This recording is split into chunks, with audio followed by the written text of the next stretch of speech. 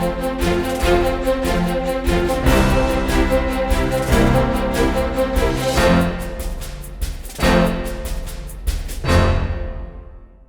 Study IQ IAS Hindi में आप सभी लोगों का बहुत बहुत स्वागत है। मैं हूं विरत दुबे। आज हम चर्चा करने वाले हैं मुद्दे की बात के इस कार्यक्रम में फुल कोर्ट मीटिंग के विषय में। अब ये फुल कोर्ट मीटिंग एक कह सकते हैं कि एक टर्म जो है वो क्वाइन हुआ है अभी हाल ही में, जब जस्टिस यूयू ललित जी ने अपना पदभार संभाला है।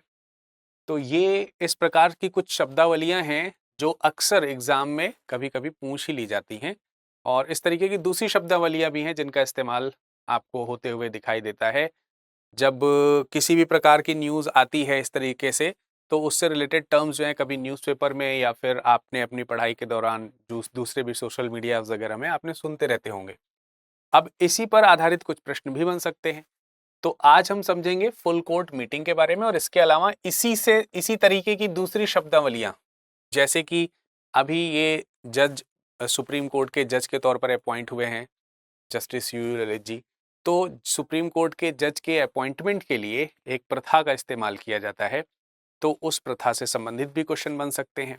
इसके अलावा कई सारे न्यायिक निर्णय लिए जाते हैं जिसमें जो जजेस हैं उनके द्वारा अलग अलग प्रकार की शब्दावलियां यूज हो जाती हैं, तो उनसे संबंधित टर्म्स भी यूज करेंगे। ठीक है, तो चलिए देखते हैं क्या क्या। पहले तो न्यूज में क्या चीज है इस टर्म को पहले समझेंगे, और इससे संबंधित दूसरे जो अब चीजें होंगी उनको भी समझने का प्रयास करेंगे। तो मूल तौर से खबर के ऊपर जब हम चर्चा करेंगे तो हमको पता चलेगा कि अभी हाल ही में यूयू ललित जी जो हैं, वो जो भारत के न्यायाधीश बने हुए हैं, जस्ट अपॉइंट हुए हैं, तो उन्होंने अपने अपॉइंटमेंट के ठीक अगले ही दिन एक बैठक बुलाई जिसमें सभी जजेस को आना था। तो इसीलिए आप देख सकते हैं यहाँ पे टर्म जो है क्या लिखा गया है, फुल कोर्ट मीटिंग। ठीक है, फुल कोर्ट का मतलब ही हो गया कोर्ट के सभी जो जजेस हैं उनके लिए ये टर्म का इस्तेमाल कर दिया गया। तो मुख्य न्यायाधीश के कहने पर पूर्ण न्यायालय की एक बैठक बुलाई गई जिसे आप फुल कोर्ट बोल रहे हैं। ठीक है, फुल कोर्ट मीटिंग हुई है। अब फुल कोर्ट मीटिंग क्या कॉन्स्टिट्यूशनल टर्म है, क्या ये संवैधानिक कह सकते हैं व्याख्या रखता है? संवैधानिक व्याख्या का मतलब क्या हो गया कि ऐसे टर्म्स जिनके संविधान में थोड़ी बहुत व्याख्या करी गई हो उसको हम लोग संवैधानिक टर्म्स के अंतर्गत रख सकते हैं या संवैधानिक शब्दावलियों के अंतर्गत रख सकते हैं।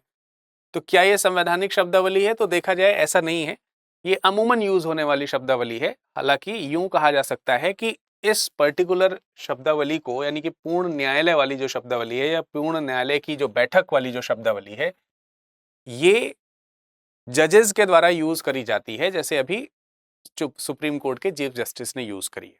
मतलब ये हुआ कि इसका क्या कोई कहीं पर लिखित कह सकते हैं कि इसका कोई ब्यौरा मिलता है क्या, या इसको कहीं पर परिभाषित किया गया है क्या? तो आप ये जानेंगे कि इसको परिभाषित नहीं किया गया है। ठीक है, यानी इसको कहीं डिफाइन नहीं किया गया है। तो सिंपल सी ये बात है। फिलहाल पूर्ण न्यायालय की जो बैठक है इसका शाब्दिक अर्थ क्या है? इसके शाब्दिक अर्थ में न्यायालय के सभी न्यायाधीश जो है वो जिसमें भाग लेंगे जिस बैठक में, उस बैठक को हम लोग फुल जजेस की मीटिंग बोलते हैं या फुल कोर्ट मीटिंग बोलते हैं। अब ये फुल कोर्ट मीटिंग बुलाई कब जाती है? कौन सी सिचुएशन ऐसी आती है जिसमें, किस सिचुएशन में हम लोग इस तरीके की मीटिंग को बुलाते हैं या जजेस जो है इस तरीके की मीटिंग में को बुलाते हैं, कब बुलाया जाता है? तो इसके लिए भी कोई लिखित नियम नहीं है। मैंने कहा ना, जब इसको परिभाषित ही नहीं किया, जब परिभाषित किया जाता तो बताया जाता है कि किस कंडीशन में बुलाया जाएगा, कौन कौन उसमें शामिल होगा वगैरह वगैरह। लेकिन क्योंकि इसमें इस तरीके की चीज नहीं है तो फिर इसे परिभाषित नहीं किया गया, और परिभाषित नहीं किया गया तो ये भी लिखित नियम नहीं है कि ये मीटिंग कब बुलाई जाएगी। ठीक है, लेकिन परंपरा के अनुसार न्यायपालिका के महत्व के मुद्दों पर चर्चा करने के लिए भारत के चीफ जस्टिस जो होते हैं, मुख्य न्यायाधीश जो होते हैं, उनके द्वारा समय समय पर इस मीटिंग को बुलाया जाता है। तो इसी तरीके की एक मीटिंग जो है अभी हाल ही में जस्टिस ललित ने बुलाई। अब जस्टिस ललित ने जो ये मीटिंग बुलाई है तो उसका कोई मुद्दा होना चाहिए। जैसे अभी मैंने आपको यहां पर दिखाया कि क्यों बुला ली जाती है, क्यों बुला ली जाती है, किसी न्यायपालिका के महत्व के मुद्दों पर चर्चा करने के लिए। तो यहां पर भी न्यायपालिका के महत्व का कोई मुद्दा होगा। तो इस बार की जो ये मीटिंग हुई है उसमें क्या महत्व का मुद्दा था वो अंडरलाइन करने की बात है कि जो भी कोर्ट के कह सकते हैं जो तमाम सारे केसेस हैं उनकी लिस्टिंग होना, और जो बैकलॉग मुद्दे हैं या जो बैकलॉग केसेस जो हैं उनकी लिस्टिंग होना, इनसे संबंधित मुद्दों पर चर्चा करी गई है इस मीटिंग में। या इसका एक उद्देश्य आप इस तरीके से समझ सकते हैं कि जब जस्टिस ललित अपना कार्यभार संभालते हैं तो उनका ये मानना है कि हम लोगों को, जैसे आपने कोर्ट के बारे में अक्सर ये सुना ही होगा कि तमाम सारे मामले पेंडिंग ही रहते हैं और होते ही चले जाते हैं, पेंडेंसी बहुत रहती है। तो जो लंबित मामले हैं या फिर केसेस हो नहीं पा रहे हैं या फिर कन्वर्ट नहीं हो रहे हैं, उनके जो कह सकते हैं जुडिशियली जिनको समाप्त होना चाहिए वो नहीं हो पा रहे हैं, तो इन सब चीज़ों के कंसर्न को देखते हुए उन्होंने थोड़ा सा एक कह सकते हैं कि कड़ा रुख अपनाने के लिए इस मीटिंग को यहाँ पर रखा है और उसमें ये बताने का प्रयास किया है कि हम लोगों को उन सभी मुद्दों पर ध्यान रखना है जिससे कि हम न्यायपालिका को सही तरीके से लोगों तक पहुंचा सकें, और जो भी पुराने पेंडिंग मुद्दे हैं उनको हम, जब किसी चीज की लिस्टिंग हो जाती है तो उसका मतलब क्या होता है कि मामला सामने आता है हमारे। अगर हमने कह दिया कि भाई हमने अगर किसी से कह दिया कि हमने दिन भर में 10 काम किए, ठीक है, तो अब वो विचार में नहीं आता कि 10 काम कौन से हैं। अगर वो पूछ लिया जाए कि 10 काम किए हैं ये तो बताओ ही बताओ, साथ में ये बताओ कि 10 कौन कौन से काम किए हैं, तो अब थोड़ा सा मामला ज्यादा गंभीर हो जाता है। मतलब अब हमें ये भी लिख के देना पड़ेगा कि भाई हमने ये चीजें करी। तो लिस्टिंग का मतलब ही यही हो गया कि भाई जो मुद्दे हैं वो पूरी तरीके से लिस्टिंग रहेंगे, जो बैकलॉग के जो कह सकते हैं कि मामले हैं उन पर भी ध्यान जाएगा। तो इससे उम्मीद करी जा सकती है कि न्यायपालिका के जो कार्य हैं उसमें थोड़ी सी तेजी आ सके। सीधी से तौर पर यह कहा जा सकता है कि न्यायपालिका को और ज्यादा सक्षम बनाने के लिए जो भी जजेस हैं, जितने भी जजेस हैं, उसमें हाईकोर्ट के जजेस भी शामिल थे या शामिल होने के लिए कहे गए, तो उन सब के साथ में एक जनरल मीटिंग करके ये चीज बताना कि भाई हम लोगों को ठीक तरीके से काम करना है और उस चीज पर नजर रखनी है, तो उसके लिए मीटिंग करी गई थी। तो ये तो इस वाली मीटिंग का मैंने आपको सार बताया।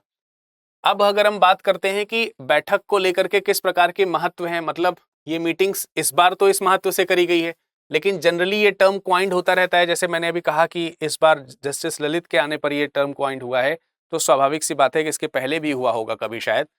तो वास्तविक रूप में इस प्रकार की मीटिंग का महत्व क्या है, सिग्निफिकेंस क्या है इसके, अगर हम इसको समझने का प्रयास करें तो इसको करने का, भाई जब फुल कोर्ट मीटिंग का मतलब क्या हो गया, फुल कोर्ट का मतलब हो गया कि सारे जजेस आकर के एक साथ हैं, उसकी अध्यक्षता जो है चीफ जस्टिस भले ही कर रहे हो, तो इसका मतलब वहां पर पूरा कोर्ट एक साथ बैठा हुआ है, यानी इस कोर्ट के सारे मेंबर्स जो हैं वो सारे जो जजेस हैं वो एक साथ बैठे हुए हैं। तो एक मूल विचार यहाँ पर रिप्रेजेंट होने लगता है कि यूनिफॉर्मिटी जो है वर्क में होनी चाहिए। भाई जजेस की भी अपनी एक रिस्पॉन्सिबिलिटी है ना, अलग अलग तरीके से अलग अलग ढर्रे पे नहीं चलना है, यूनिफॉर्मिटी दिखाना, एकता दिखाना, कि हाँ भाई सही तरीके से हम कार्य करने के लिए प्रतिबद्ध हैं, प्रेरित हैं, तो उन सब चीजों को लेकर के रिचार्ज करने की एक तरीके से बात होती है। इसके अलावा कई बार जुडिशरीज को भी कई सारी समस्याओं का सामना करना पड़ता है, क्योंकि जुडिशरी जो वर्क करता है, यानी कि जो न्यायपालिका काम करती है, वो भी विभिन्न प्रकार के नियमों और कानूनों के आबंधन में आकर के वो कार्य करती है, तो उससे उन्हें भी कई बार कुछ हो सकता है, कुछ चीजों को लेकर के समस्याएं होती हों। तो एक तरीके से उनकी जनरल मीटिंग होती है, ऐसे समझ लीजिए जैसे बड़े बड़े ऑफिसेज में मैनेजर्स के साथ मीटिंग होती है, तो जो अन्य एम्प्लॉयज हैं वो अगर कुछ प्रॉब्लम फेस कर रहे होते हैं, अगर उनको बाईपास करके जाने में थोड़ा ज़्यादा टाइम लगता है, तो डायरेक्टली बोल सकते हैं वहाँ पर अपने मैनेजर को कि सर ये प्रॉब्लम्स हैं, तो हो सकता है कि ऑन द स्पॉट वहाँ पे सोल्यूशंस मिल जाएं। तो उस प्रकार से आम समाधान के लिए भी इस तरीके की मीटिंग रखी जाती है। एक अच्छा मौका होता है कि जजेस जो है वहाँ पर आकर के कोर्ट्स को किस प्रकार की समस्या का सामना करना पड़ता है, उस समस्या के ऊपर भी डिस्कशन कर लिया जाए, तो ऐसी भी आम मीटिंग है।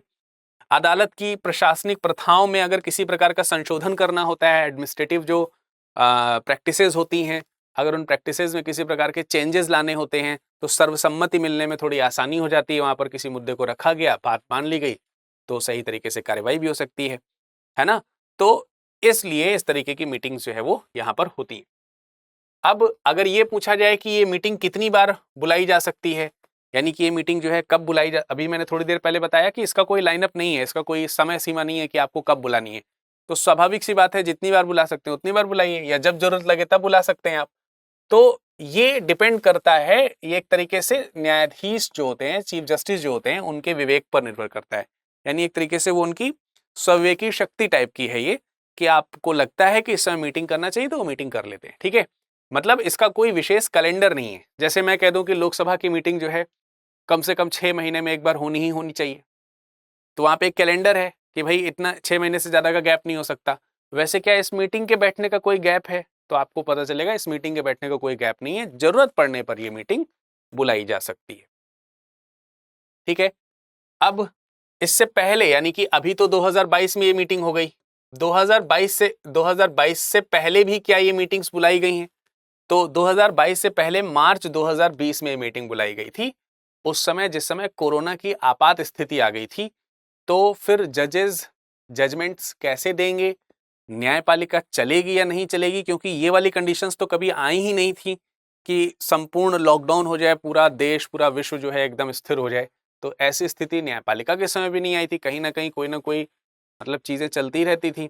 तो जब ये वाली सिचुएशन क्रिएट हुई कि अब तो हमें बंद करना ही है, तो किस प्रकार से कार्यवाहियां होंगी, किस प्रकार से इस पर निर्णय लिया जाना चाहिए, तो उस समय भी जरूरत हुई कि संपूर्ण जो न्यायपालिका है वो एकजुट हो। तो उस संपूर्ण न्यायपालिका को एकजुट में रख करके एक साथ जो मीटिंग करी गई वो भी एक फुल कोर्ट मीटिंग थी, जिसमें ये डिसीजन लिया गया कि भाई हमें कितने समय तक के लिए कोर्ट्स वगैरह बंद रखने हैं, उसके लिए क्या आदेश पारित करना चाहिए। तो उस समय भी चीफ जस्टिस ने आदेश लिए।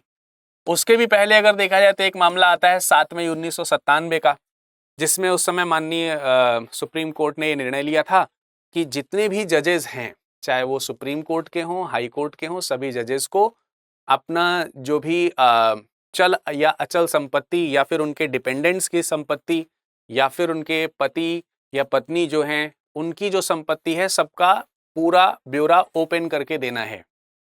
मतलब सारी संपत्ति जो है वो बतानी है कि किसके पास कितनी संपत्ति है। ये बात इसमें जो है कही गई थी। साथ ही साथ ये भी कंसर्न किया गया था कि जिन न्यायाधीशों ने न्यायपालिका के जो मौलिक विचार होते हैं उनके सिद्धांतों का पालन नहीं किया है या फिर उनसे कोई त्रुटियां हुई हैं उनके अपने कर्तव्यों का वहन करते समय, तो उनके खिलाफ भी कार्यवाही की जाए। तो उस पर भी निर्णय लेने का काम इस तरीके की मीटिंग में 7 मई 1997 को किया गया था। तो इसका मतलब ये हुआ कि ये फुल कोर्ट मीटिंग्स जो है वो पहले भी बुलाई गई हैं और किसी विशेष कंसर्न के लिए सुप्रीम कोर्ट के चीफ जस्टिस के द्वारा किसी समय बुलाई जा सकती है किसी मुद्दे पर चर्चा करने के लिए। जैसे इस बार के मुद्दे पर चर्चा करी गई है कि जो भी केसेस हैं उनकी लिस्टिंग करी जाए और जो बैकलॉग केसेस हैं उनकी भी लिस्टिंग करी जाए और ये तय किया जाए कि कितने समय में हमको कितना जो है वर्क करना है और कब हमें कंप्लीट करना है अपने टास्क को। तो ये तो हो गई पर्टिकुलर इस चीज की चर्चा कि भाई फुल कोर्ट मीटिंग जो है वो क्या होती है। ये एक टर्म हमने आपको यहाँ पर ठीक तरीके से लगभग डिफाइन किया। अब इसी तरीके से कुछ समय पहले न्यूज में कोलेजियम सिस्टम भी था। कोलेजियम सिस्टम की अगर हम बात करते हैं तो ये एक ऐसी प्रणाली है जिसके माध्यम से हमारे यहाँ जो न्यायिक नियुक्तियां हैं वो होती हैं। हालांकि कोलेजियम सिस्टम के ऊपर यूपीएससी जो है कई बार प्रश्न पूछता है। प्रीलिम्स में भी इससे रिलेटेड जो है वो क्वेश्चंस आ जाते हैं, मेंस से भी रिलेटेड जो क्वेश्चन है वो भी इसमें आ जाते हैं। तो प्री और मेंस से रिलेटेड क्वेश्चंस इसमें आते रहते हैं अक्सर। तो इस प्रणाली को बहुत ध्यानपूर्वक समझने की जरूरत है। विस्तार पूर्वक यदि अगर आप चाहते हैं कि इस कोलेजियम सिस्टम को मैं पढ़ाऊं तो इसके लिए एक अलग से सेशन में आपके लिए ले आऊंगा, लेकिन अभी मैं आपको जो अलग अलग टर्म्स हैं उनके बारे में बेसिक जानकारी दे रहा हूं। अगर आपको इसके ऊपर विस्तार से चर्चा चाहिए तो आप जरूर कमेंट सेक्शन में लिखिएगा। मैं इसके ऊपर पूरी किस प्रकार से इसका इतिहास रहा है, पहले इससे रिलेटेड जो है वो केसेस कौन कौन से रहे, 3 जजेस केस कौन से, 5 जजेस केस कौन से, उन सब के ऊपर हम चर्चा कर लेंगे और पूरा का पूरा जो टाइमलाइन है इसका आपको बता देंगे। लेकिन यदि अगर आप चाहेंगे तो फाइनली ये होता क्या है, मैंने आपको बताया कि भारत के संविधान में इस पर्टिकुलर टर्म का कोई इस्तेमाल नहीं किया गया, यानी कि ये भी कोई कॉन्स्टिट्यूशनल टर्म नहीं है, लेकिन इस प्रणाली का इस्तेमाल किया जाता है जो हमारे जजेस होते हैं उनके अपॉइंटमेंट के लिए, सुप्रीम कोर्ट के जजेस हों या फिर हाई कोर्ट के। इस व्यवस्था के तहत सुप्रीम कोर्ट की नियुक्तियां की जाती हैं और सिस्टम अगर ये देखा जाए, कोलेजियम सिस्टम जो है अगर देखा जाए तो 28 अक्टूबर 1998 को 3 जजों के मामले का जो फैसला आया था सुप्रीम कोर्ट का, उससे यहां पर इसको लागू कराया गया है। ये फैसला क्यों आया था इसके बारे में हम लोग कोलेजियम सिस्टम वाला जब पूरा का पूरा चैप्टर पढ़ रहे होंगे उसमें हम विस्तृत रूप से आपको बता देंगे।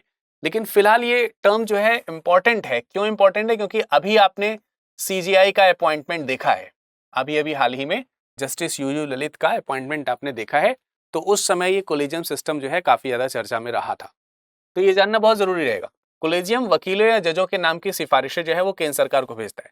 अब ये वाला पॉइंट में ये वाला टर्म बहुत इंपॉर्टेंट है। आपने देखा होगा जस्टिस यूयू ललित जो हैं वो कह सकते हैं कि पहले वकील ही थे, जिनका जो अपॉइंटमेंट है वो बाद में जजेस के तौर पर हुआ है या जज के तौर पर हुआ है। तो यहां पर ये हमको समझना है कि कोलेजियम सिस्टम सिर्फ जजेस की ही नाम का कह सकते हैं कि रिकमेंडेशन नहीं देता है, जो योग्य वकील जो कि जज बनने की योग्यता रखते हैं उनके रिकमेंडेशंस भी देता है। उसके बाद ये रिकमेंडेशंस केंद्र सरकार के पास जाती है। केंद्र सरकार को अगर उसमें कोई रिकमेंडेशन एड ऑन करनी है तो वो वापस करके कोलेजियम के पास भेजते हैं, और फिर भी अगर कोलेजियम को लगता है कि हमें और जो हमने रिकमेंडेशंस दिए थे वो ठीक थे, केंद्र सरकार को मानना चाहिए, तो उसे वो दोबारा भेजते हैं और फिर केंद्र सरकार लगभग उसको मानने के लिए बाध्य होती है। लेकिन यहां पर भी एक समस्या है कि केंद्र सरकार उसे कितने समय में मानेगी, उसका कोई समय सीमा नहीं है।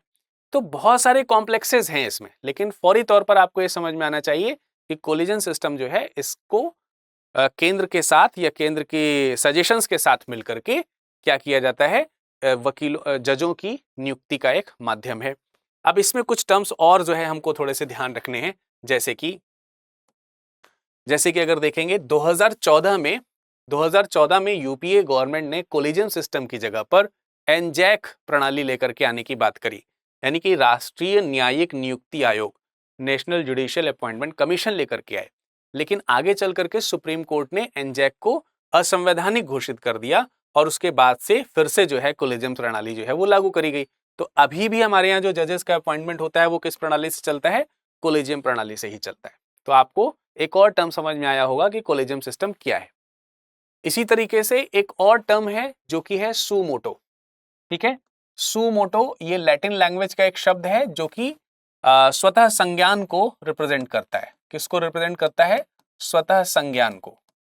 अभी आपने देखा होगा कि राजस्थान हाई कोर्ट में एक मामला, राजस्थान हाई कोर्ट के डिसीजन को सुप्रीम कोर्ट ने संज्ञान में लिया था, और उसमें मसला ये हुआ था कि जो राजस्थान हाई कोर्ट है उसने 2 अपराधियों की जो अपील थी, जिसमें जो आजीवन कारावास की जो सजा थी उसको चैलेंज किया गया था। तो जो राजस्थान हाई कोर्ट है, राजस्थान हाई कोर्ट ने उस सजा उस याचिका पर गौर करते हुए जो आजीवन कारावास की सजा थी उसे मृत्यु तक आजीवन कारावास की सजा में कन्वर्ट कर दिया था। लेकिन जब इस सजा को कन्वर्ट किया गया तो जो याचिकाकर्ता जो थे या जो अपराधी थे उनको इसके बारे में कंसर्न नहीं किया गया, नहीं बताया नहीं गया। तब इस मामले को माननीय सुप्रीम कोर्ट ने जब देखा तो उसमें बताया कि हालांकि जो हाई कोर्ट्स हैं वो सुमोटो पावर का इस्तेमाल कर सकते हैं, लेकिन उससे पहले इस तरीके से यदि अगर किसी भी विक्टिम की सजा आप बढ़ा रहे हैं तो उस विक्टिम की सजा को बढ़ाने के लिए पहले आपको इन्फॉर्म कर देना चाहिए उस अपराधी को, तो जिससे कि उसके जो मौलिक अधिकार हैं अपने बचाव के या रक्षा के, वो उसका हनन ना हो।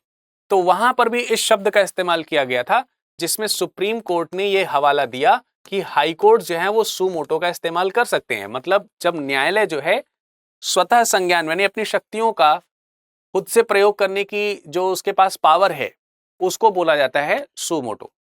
जैसे कि सुप्रीम कोर्ट ने कहा कि हाई कोर्ट जो है वो स्वतः संज्ञान कर सकते हैं, लेकिन इसका मतलब ये नहीं है कि जब आप बढ़ा रहे हैं, सजा किसी की बढ़ा रहे हैं तो आप उसे ना बताएं, उसे बता करके ही सजा बढ़ाएंगे। तो वहां पर सुमोटो शब्द का इस्तेमाल किया गया था। तो सुमोटो शब्द का इस्तेमाल क्यों किया जाता है ये भी मैंने आपको बता दिया, जब न्यायालय स्वतः संज्ञान याचिका पर विचार करता है। भले ही ये याचिका, अब कोई भी याचिका होती है उसके 2 पक्ष होते हैं, भले ही दोनों पक्षों में से किसी भी पक्ष की तरफ से ना लाई गई हुई याचिका, तब भी जो है यहां पर आप ध्यान रखोगे कि स्वतः संज्ञान का मामला हाई कोर्ट्स या कोई भी न्यायालय जो है वो कर सकता है, और जब ये न्यायालय कर सकता है तो इसी पावर को हम लोग सुमोटो पावर बोलते हैं। ठीक है, या सुमोटो कंडीशन बोलते हैं। अब एक यहां पर टर्म और आ रहा है जिसको बोला जा रहा है और ऑबिटर डिक्टा। अब ये जो ऑबिटर डिक्टा है ये भी बहुत इंपॉर्टेंट टर्म है। अब इसमें क्या होता है कि ऑबिटर डिक्टा भी एक प्रकार का लैटिन लैंग्वेज का एक वर्ड है, जिसका मतलब होता है that which is said in passing. मतलब जैसे कोई सुनवाई चल रही है, जज साहब किसी चीज का निर्णय दे रहे हैं, तो निर्णय जब दिया जाता है, जैसे मान लेते हैं किसी व्यक्ति को सजा सुना दी कि इसे जो है आजीवन कारावास की सजा दी, फला फला इसने अपराध किया है, इसके ऊपर ये अपराध साबित होते हैं, और मैं कहता हूं कि इनको जो है कोई भी सजा दी जा रही है। ऐसे कह दिया कि 10 साल की इनको जेल कर दी जाती है, सपोज ऐसे ही करके बोल दिया गया, तो ये तो हो गई डायरेक्टली सजा, तो इसे सजा के तौर पर माना गया। लेकिन कभी कभी इस तरीके के निर्णय सुनाने से पहले कुछ रेफरेंसेस टाइप की चीजें बोल दी जाती हैं, या चलते चलते कोई चीज कह दी जाती है, ऐसे रनिंग में कोई चीज कह दी जाती है। जैसे कि आजकल आपराधिक मामले बहुत ज्यादा बढ़ रहे हैं, इसलिए हम लोगों को इसके ऊपर नजर रखने की जरूरत है भाई। तो ये कोई निर्णय नहीं कहा है उन्होंने जैसे इतना कहा है कि ये नजर रखने की जरूरत है, या इसके ऊपर कुछ सख्त कानून बनाए जाने की जरूरत है। तो जब उन्होंने ये कह दिया कि सख्त कानून बनाए जाने की जरूरत है, तो ये रिटर्न नहीं हो गया कि सख्त कानून बनना ही चाहिए, आदेश कर दिया गया कि इस पर सख्त कानून बनाया जाए। आदेश नहीं किया गया है, मतलब किसी मामले की जांच करते समय, उस समय जिस समय जांच चल रही है उसी समय जांच करते समय उन्होंने एक दूसरा एक रेफरेंस दे दिया, या दूसरा एक स्टेटमेंट पास कर दिया जो निर्णय जैसा ही लगता है पर निर्णय नहीं होता है वो, तो उसको बोला जाता है ओबिटर डिक्टा। ठीक है, ओबिटर डिक्टा फैसले का एक हिस्सा है जहां न्यायाधीश एक अवलोकन करता है या सामान्य टिप्पणी करता है। बस इतना सा ध्यान रखना है कि हम देख रहे हैं आजकल ऐसा बढ़ रहा है, तो ऐसा हो, अगर ऐसी अपराध बढ़ रहे हैं तो इस पर नजर रखने की जरूरत है, या इस पर कानून बनाने की जरूरत है, या फिर इस पर विधायिका में चर्चा करने की जरूरत है। कुछ भी इस तरीके की चीजें बोली जा सकती हैं। इस पे पुलिस तंत्र को और मजबूत करने की जरूरत है, इस पे समाज को जागरूक होने की जरूरत है, वगैरह वगैरह। तो ये कोई डिसीजन नहीं है, ये सजेशन भी नहीं है, डिसीजन भी नहीं है, एक विचार है जो चलते चलते आ गया है। ठीक है, तो इसी को बोला जाता है ओबिटर डिक्टा। ये भी टर्म जो है आपके लिए इंपॉर्टेंट है। और एक और टर्म इंपॉर्टेंट आ रहा है जो कि है संवैधानिक पीठ, कॉन्स्टिट्यूशनल बेंच जिसको बोलते हैं, कॉन्स्टिट्यूशन बेंच बोलते हैं। आप कॉन्स्टिट्यूशन बेंच है, संविधान पीठ है, तो संविधान का तो यहाँ पे शब्द ही आ गया, तो इसका थोड़ा बहुत वर्णन जो है संविधान में भी किया गया है। कैसे किया गया है? आर्टिकल 153 का क्लॉज 3 जो है ये कहता है कि कोई भी ऐसा मामला जिसमें संविधान की व्याख्या के रूप में कानून का एक महत्वपूर्ण प्रश्न शामिल हो जाए, यानी कि संविधान की व्याख्या के रूप में जब कानून का कोई इंपॉर्टेंट क्वेश्चन सामने आ जाए,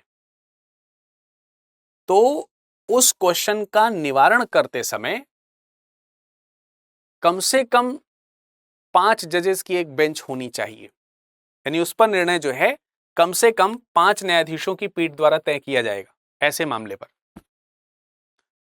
तो संविधान पीठ एक ऐसी ही पीठ है जिसमें उच्चतम न्यायालय यानी कि सर्वोच्च न्यायालय इसको बोलते हैं आप, सुप्रीम कोर्ट की कम से कम 5 जजेस की पीठ जिसमें बैठती है, उसको हम संवैधानिक पीठ कहते हैं या संविधान पीठ कहते हैं। तो उसमें लगभग जो है मसला जो है इसी प्रकार का होता है, जिसमें हम कह सकते हैं कि संविधान की किसी प्रकार की स्पेशल व्याख्या करनी है, कानून की कोई व्याख्या करनी है, विशेष मुद्दे का प्रश्न आ जाता है, तो वहां पर इस तरीके की संवैधानिक पीठ बैठाई जाती है। तो ये भी एक कॉन्स्टिट्यूशनल टर्म है, और इसकी व्याख्या आपको देखने को मिलेगी अनुच्छेद 145.3 में। तो उम्मीद करते हैं ये वाला पॉइंट भी आपको समझ में आया होगा। तो तमाम सारे जो आज के मैंने महत्वपूर्ण जो अलग अलग टर्मिनोलॉजीज का इस्तेमाल करते हुए अलग अलग टर्म्स का जो व्याख्या आपको समझाई है वो समझ में आया होगा। और इसी से रिलेटेड आज एक क्वेश्चन आपके सामने है, इसका स्क्रीनशॉट ले लीजिएगा और बताइएगा इसके बारे में। भारत के सर्वोच्च न्यायालय द्वारा न्यायाधीशों की नियुक्ति के लिए कोलेजियम सिस्टम को किस वर्ष अपनाया गया था? ये क्वेश्चन है आपके सामने। इस क्वेश्चन का आंसर आप कमेंट सेक्शन में कमेंट करके दीजिएगा। ठीक है, इस प्रश्न का आप कमेंट सेक्शन में कमेंट करके आंसर दीजिएगा। साथ ही साथ एक आपको मेंस का भी क्वेश्चन दिया जा रहा है, इसका भी आप स्क्रीनशॉट ले सकते हैं, तो ले लीजिए। और क्वेश्चन है यहां पर, कोलेजियम प्रणाली की न्यायिक नियुक्तियों के संदर्भ में पारदर्शिता पर समालोचनात्मक टिप्पणी लिखिए। मतलब जो न्यायिक नियुक्ति है कोलेजियम प्रणाली की, जो न्यायिक कोलेजियम प्रणाली के द्वारा जो न्यायिक नियुक्तियां होती हैं उसमें कितनी पारदर्शिता है, इस पर आप एक समालोचनात्मक जो है टिप्पणी लिखेंगे 250 शब्दों में। और इन दोनों क्वेश्चंस का आंसर जो है आप हमें भेज सकते हैं इस लिंक पर। आप इस QR कोड को स्कैन कर सकते हैं और ये हमारे टेलीग्राम ग्रुप पर आप आ जाएंगे और वहां पर अपने आंसर को लिख करके भेज सकते हैं, या फिर आप डायरेक्टली ये लिंक जो है वो भी उससे भी हमारे साथ जुड़ सकते हो, ये टेलीग्राम का लिंक है। इसके अलावा किसी मुद्दे पर आपको डिस्कशन करना है या फिर हमारे साथ में किसी प्रॉब्लम को शेयर करना है तो आप हमारे सोशल मीडिया हैंडल से भी जुड़ सकते हैं। तो आशा करते हैं आज का सेशन आपको जरूर समझ में आया होगा, और इसी प्रकार से एक बार फिर से हम हाजिर होंगे आपके सामने मुद्दे की बात में दूसरे किसी इंपॉर्टेंट मुद्दे को लेकर के। तब तक के लिए नमस्कार, धन्यवाद।